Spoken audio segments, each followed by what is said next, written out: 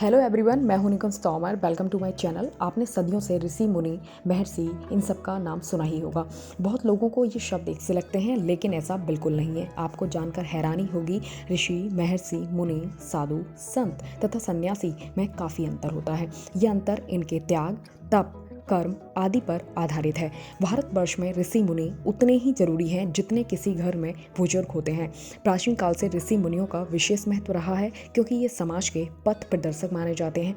ये लोग सदियों से अपने ज्ञान और तप के बल पर समाज का कल्याण करते आ रहे हैं और लोगों को दुखों से मुक्ति दिलाते हैं। आज भी तीर्थस्थल, जंगल और पहाड़ों में कई साधु संत देखने को मिल जाते हैं, लेकिन आज हम इन सब में अंतर जानने वाले हैं। सो वीडियो के अंत तक बने रहिए।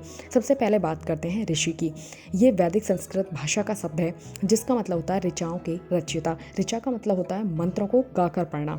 ऋषि को सैकड़ों सालों के तप या ध्यान के कारण सीखने और समझने के उच्च स्तर पर माना जाता है। वैदिक काल से ही सभी ऋषि गृहस्थ आश्रम से आते हैं। ऋषि पर किसी तरह का क्रोध, लोभ, मोह, अहंकार तथा ईर्ष्या आदि की रोक टोक नहीं है, या ना ही किसी संयम का उल्लेख मिलता है।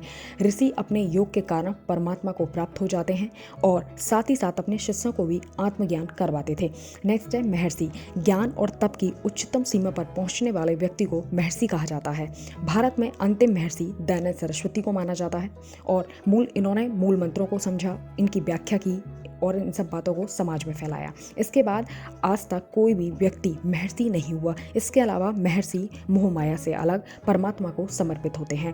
नेक्स्ट है मुनि, जिसका मतलब होता है मौन अर्थात शांति। जो बहुत कम बोलते हैं। मुनि मौन रखने की शपथ लेते हैं और वेदों और ग्रंथों का ज्ञान प्राप्त करते हैं और ईश्वर का मन ही मन जप करते रहते हैं। जैसे आपने नारद मुनि का नाम सुना ही होगा, जो मंत्रों को जपते रहते थे।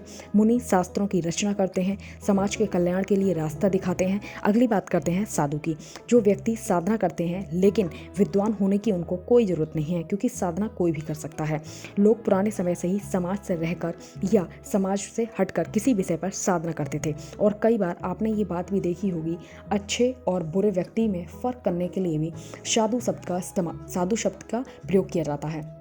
इसका सीधा सा मतलब ये है, साधना से व्यक्ति सीधा, सरल और सकारात्मक सोच रखने वाला हो जाता है। इसके अलावा जो 6 विकारों जैसे काम, क्रोध, लोभ, मोह, मद या मत्सर का त्याग कर देता है, उसे भी साधु की उपाधि दी जाती है। नेक्स्ट है संत, जिसका मतलब है संतुलन। संत उस व्यक्ति को कहा जाता है जो सत्य का आचरण करता है और आत्मज्ञानी होता है, जैसे संत कबीरदास, संत तुलसीदास आदि। ईश्वर भक्त या धार्मिक पुरुष को भी संत कहते हैं। संत लोगों को संसार और अध्यात्म के बीच का संतुलन रखना सिखाते हैं। इसलिए बहुत से लोग संत न बनकर संसार का त्याग कर चले जाते हैं। इन शॉर्ट कहूँ तो संत होना एक गुण भी है और योग्यता भी है। नेक्स्ट एंड लास्ट बात कर रहे हैं सन्यासी की। ये बात आपको सोचने पर मजबूर कर देगी। सन्यासी धर्म की परंपरा प्राचीन हिंदू धर्म से जुड़ी नहीं है। वैदिक काल में इसका कोई उल्लेख नहीं मिलता। सन्यासी शब्द का मतलब एक वर्ड है संन्यास, उससे लिया गया है, जिसका मतलब होता है त्याग करना।